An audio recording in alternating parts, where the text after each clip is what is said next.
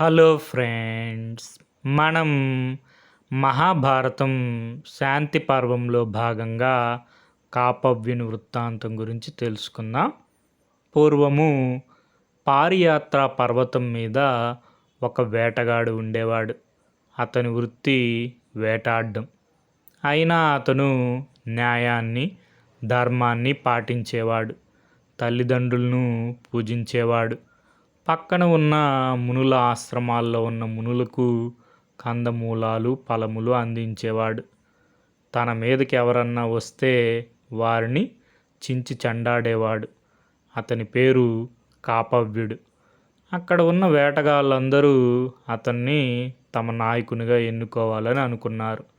అతని వద్దకు వెళ్ళి ఇలా అన్నారు: నీవు అత్యంత బలవంతుడు, ధర్మాత్ముడు. నీవు మా అందరికీ నాయకుడిగా ఉండాలి. మేము నీ ఆజ్ఞ మేరకు నడుచుకుంటాము అని అన్నారు. దానికి కాపవ్యుడు ఇలా అన్నాడు: నాకు కొన్ని నియమాలున్నాయి. మనము పసిబిడ్డలను, మునులను, స్త్రీలను చంపకూడదు. వారికి హాని చేయకూడదు. స్త్రీలను చెరపట్టడం, బలాత్కారం చేయడం చేయకూడదు. జంతువుల్లో కూడా ఆడ జంతువుల్ని మనం వేటాడకూడదు. గోవులకు, బ్రాహ్మణులకు హాని చేయకూడదు. గోబ్రాహ్మణుల రక్షణ కోసం మనం పాటుపడాలి. పంట పొలాలను నాశనం చేయకూడదు. ప్రజలను బాధించి మనం బాగుపడకూడదు. మీరు ఈ ప్రకారంగా నడుచుకుంటాను అని మాట ఇస్తే నేను మీకు నాయకుడిగా ఉంటాను అని చెప్పాడు కాపవ్యుడు. దానికి వారు ఎంతో సంతోషించారు.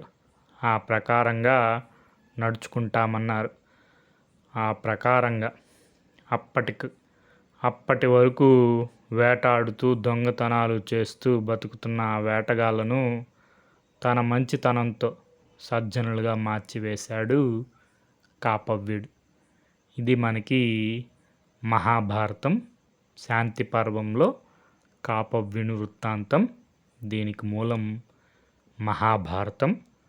తెలుగు అనుసరణ కవిత్రయం పాదరేణువు మొదలు వెంకట సుబ్రహ్మణ్యం గారు.